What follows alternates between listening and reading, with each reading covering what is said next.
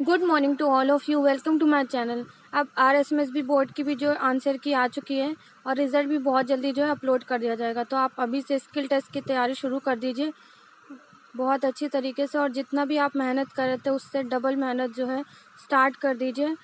Daily dictation लिखिए, बिल्कुल भी स्किप मत कीजिए। आज का डिक्टेशन होगा 100 वर्ड पर मिनट की स्पीड से, जो कि 10 मिनट के लिए बोला जाएगा। तो आप इसे कंटिन्यू लिखें, बिल्कुल भी रुके मत, और पूरा डिक्टेशन लिखें और उसे चेक करें और फिर देखें कितनी मिस्टेक्स आ रही है, कहाँ पर मैंने गलती की है, और उसे एक बार फिर लिखें। एंड जो भी इस चैनल पर नया है वो सभी इस चैनल को सब्सक्राइब करें और नोटिफिकेशन बेल को भी प्रेस करें, और मेरे टेलीग्राम चैनल स्टेनो विद श्रद्धा को भी ज्वाइन करें। और अगर वीडियो पसंद आए तो प्लीज़ लाइक और कमेंट करके ज़रूर से ज़रूर बताएं। नाउ डिक्टेशन स्टार्ट करते हैं। डिक्टेशन स्टार्ट होगी 5 सेकंड बाद, जिसकी स्पीड रहेगी 100 वर्ड पर मिनट। स्टार्ट। टीकाकरण और कोरोना जांच में फर्जीवाड़े की बढ़ती घटनाएं चिंता पैदा करती हैं। अफसोस की बात इसलिए भी है कि सरकारों के तमाम चाक चौबंद बंदोबस्त के दावों के बावजूद कुछ तत्व लोगों की जान के साथ खिलवाड़ करने में कामयाब हो जा रहे हैं। ताज़ा घटना मुंबई की है, जहां 2000 से ज्यादा लोगों का फर्जी टीकाकरण कर दिया गया। वहां 9 फर्जी टीकाकरण शिविर चलते रहे और लोगों की जान पर बन आई।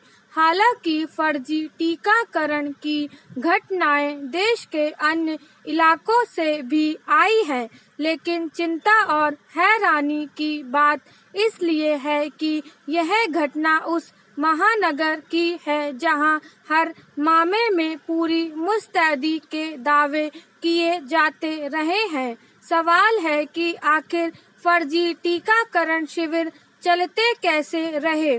टीकाकरण शिविर कोई छोटा संक्रमण तो है नहीं।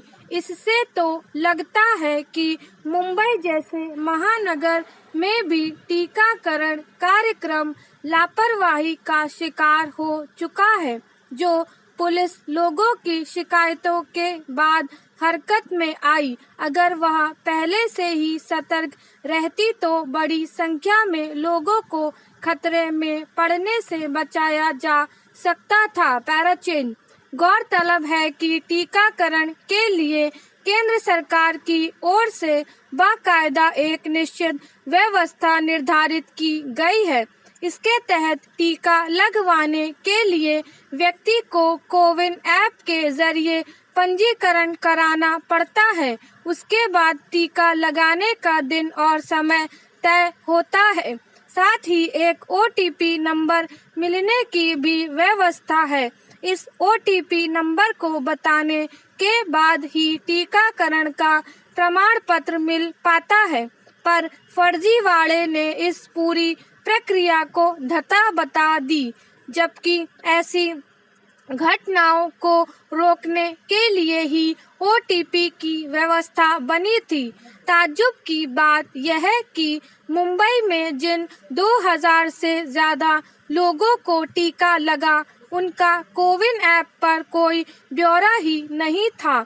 न ही इन लोगों को टीकाकरण के तत्काल बाद प्रमाण पत्र दिए गए। इस पूरे मामले का पर्दाफाश भी इसी वजह से हो पाया। अब पता चला है कि टीके भी नकली थे। ऐसा भी बहुत हुआ है कि जिन लोगों ने पंजीकरण नहीं करवाया, उनके नाम से पहले ही टीके लग चुके। इन घटनाओं से यह तो साफ हो गया है कि टीकाकरण के गोरख धंधे में कई गिरोह पनप गए हैं। टीकों के चोरी होने और भारी रकम ऐंठ कर भी टीके लगाने की घटनाओं ने व्यवस्था की कलई खोल दी है। पैराचेन। इसमें कोई संदेह नहीं है कि टीकाकरण में फर्जीवाड़े का बड़ा कारण टीकों का पर्याप्त रूप से उपलब्ध न होना है। अब 18 साल से ऊपर के सभी लोगों को टीकाकरण हो रहा है। ऐसे में भीड़ से बचने के लिए हर कोई पहले टीका लगवाना चाहता है। इसके लिए कई बार लोग अनुचित रास्ते अपनाने से भी नहीं चूकते। जाहिर है ऐसे में ठगों की जमात क्यों चूकेगी। अगर इतना महत्वपूर्ण अभियान भी फर्जीवाड़े का शिकार होने लगेगा तो लोगों की जान ही खतरे में पड़ जाएगी। महाराष्ट्र सरकार घर घर जाकर टीका लगाने जैसे कदम की तैयारी में है ताकि बुजुर्गों को शिविरों में धक्के न खाने पड़े। लेकिन अगर इसी तरह फर्जी शिविर चलते रहे और समय रहते किसी को हवा भी न लगी हो तो मानकर चलना चाहिए कि इसके पीछे कोई बड़ा खेल है। महामारी से निपटने के लिए जब जांच और टीकाकरण जैसे कामों में ही बेईमानी होने लगेगी तो हम कोरोना से निपट कैसे पाएंगे। पैराचिन लॉकडाउन का असर रहा कि बिहार में संक्रमण दर धीरे धीरे गिरती गई और स्थिति नियंत्रण में आ गई। मई में जिस तरह ऑक्सीजन और बेड के लिए मारामारी दिख रही थी वैसी स्थिति अब नहीं है। इसी वजह से राज्य सरकार ने अर्थव्यवस्था को पटरी पर लाने के लिए अनलॉक 1 की घोषणा की। आवश्यक वस्तुओं की दुकानें हर दिन और अन्य दुकानें एक दिन छोड़कर शाम 5 बजे तक खुलने लगी हैं। हर दिन प्रदेश में 1 लाख से अधिक लोगों की कोरोना जांच में अब 500 से कम संक्रमित मिल रहे हैं। राजधानी में बाजार की स्थिति देखने के लिए मुख्यमंत्री स्वयं नगर भ्रमण के लिए निकले। उन्होंने देखा कि बहुत से लोग मास्क नहीं लगाए हैं और शारीरिक दूरी का पालन भी नहीं कर रहे हैं। उन्होंने लोगों से आग्रह किया कि कोरोना गाइडलाइन का पालन करें, नहीं तो जो स्थिति बेहतर हुई है वह फिर से बिगड़ सकती है। वाकई हमें नहीं भूलना चाहिए कि कोरोना की तीसरी लहर का खतरा अभी टला नहीं है। अभी भी बिहार का हर जिला संक्रमण मुक्त नहीं हुआ है। बाजार में जिस तरह लोग बेपरवाह दिख रहे हैं, लेकिन अभी भी बड़ी आबादी है जिन्हें वैक्सीन लगना बाकी है। देश में अभी भी हर दिन करीब 80,000 से अधिक संक्रमित मिल रहे हैं। हमारे सामने ऐसे भी उदाहरण हैं कि जिन देशों में कोरोना गाइडलाइन के प्रति लापरवाही बरती गई वहां स्थितियां बेकाबू हो गई। 15 जून को अनलॉक 1 खत्म हो रहा है। उम्मीद जताई जा रही है कि राज्य सरकार स्थितियों को देखते हुए कुछ राहत दे सकती है। ऐसे में आमजन का कर्तव्य बनता है कि कोरोना गाइडलाइन का पालन करे ताकि हालात सामान्य होते चले जाएं। कोरोना की 2 लहरों को थामने में लॉकडाउन सबसे बड़ा हथियार साबित हुआ है, लेकिन लॉकडाउन अर्थव्यवस्था के लिए घातक है।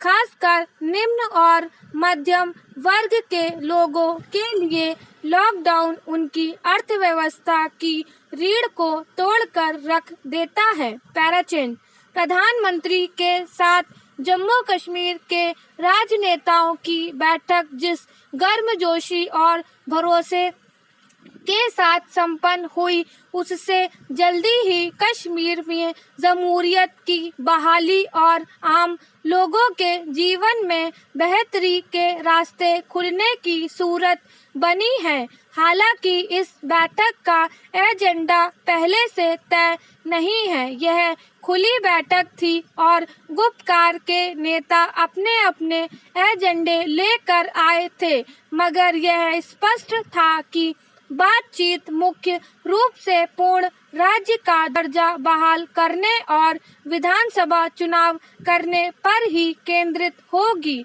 वही हुआ। सारे नेताओं ने अपने दलीय सिद्धांतों के अनुसार एजेंडे रखे, पर सभी का जोर जल्दी चुनाव करने और पूर्ण राज्य का दर्जा बहाल करने, वहां के लोगों की जमीन जायदाद की सुरक्षा और विस्थापित कश्मीरी पंडितों के पुनर्वास पर था। केंद्र ने भी कश्मीरी अवाम के हित में हर संभव कदम उठाने का आश्वासन दिया।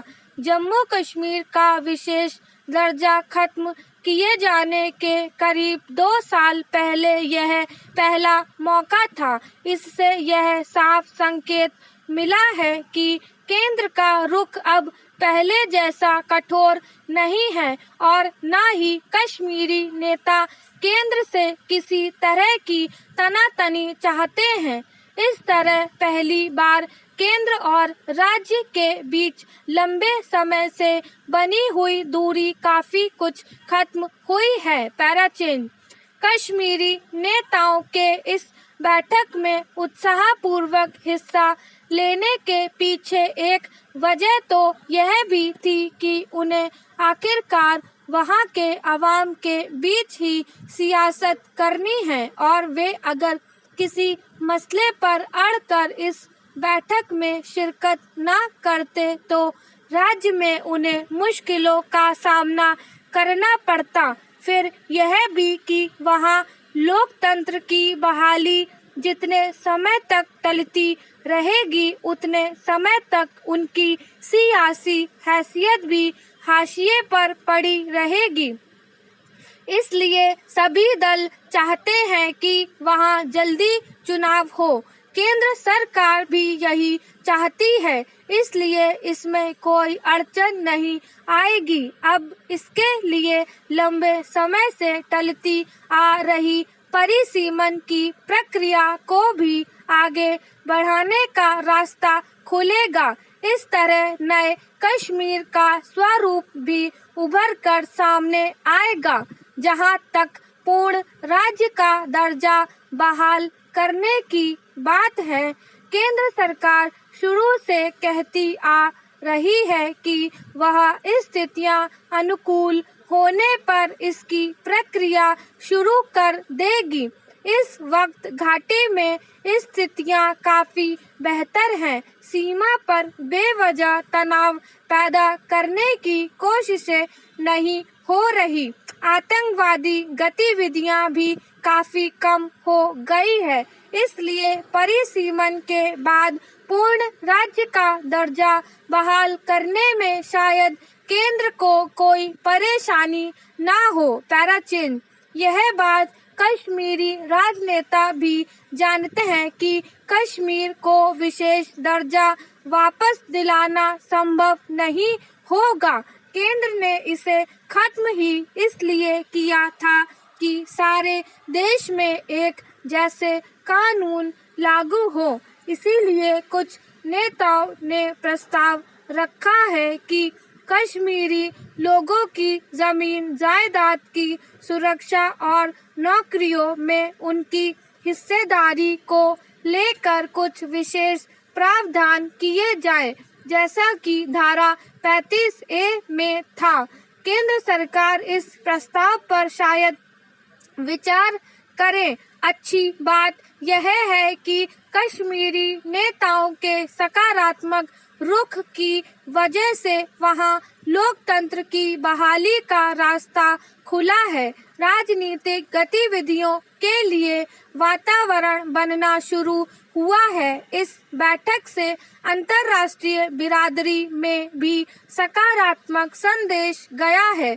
अगर कश्मीरी दलों को यही सकारात्मक रुख बना रहा तो जल्दी ही घाटी में अमन और तरक्की के रास्ते खुलेंगे। पैराचेन उत्तर प्रदेश की राजधानी लखनऊ से 2.5 करोड़ रुपए की नकली और नशीली दवाओं की बरामदगी ने एक बार फिर आपदा में अवसर तलाश रहे कई आसुरी चेहरे को ही बेनकाब किया है। स्टॉप।